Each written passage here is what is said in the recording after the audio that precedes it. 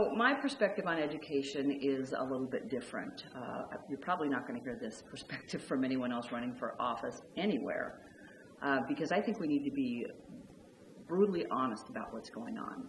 I don't think our education gap is about race. It's not about school funding. It's not about money, although it's shameful that we don't pay our teachers more than we do. I don't think that's what's causing our education gap. I came from a trauma background. Violence was a way of life, and I think children who are growing up today who are having these gaps in their test scores, I think it's about trauma in the home. And when we start getting honest about that, and we start testing kids when they come in the door, we test them for everything else. Why don't we sit down and have a conversation with them about whether they feel safe at home and what they see?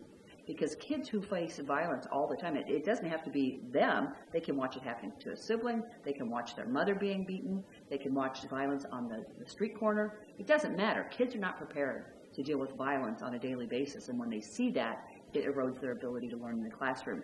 And that kid who acts up in the classroom doesn't just affect his own scores. He affects everyone in the classroom, because the teacher has to take about 30% or 40% of their instructional time to redirect that student. A lot of the teachers tell me that. I have an overwhelming number of teacher friends. They all say the same thing. In public schools, you've got 1 or 2 students who are acting up in the classroom. They take the instructional time from the rest of the classroom, and that big gap in performance, I believe, is because they're spending 40% of their time dealing with behaviors. So I would have a more trauma-informed educational platform. I'm very happy to see that there are a lot of initiatives out there already, and I fully support them, and I'd like to expand them. The other thing I want to add is that poverty causes trauma. It's something that you might not understand if you've never been in the cycle of poverty, but the fact that you're struggling just to keep the lights on and to keep food on the table, it causes people to have a violent interaction sometimes, and it leads to trauma.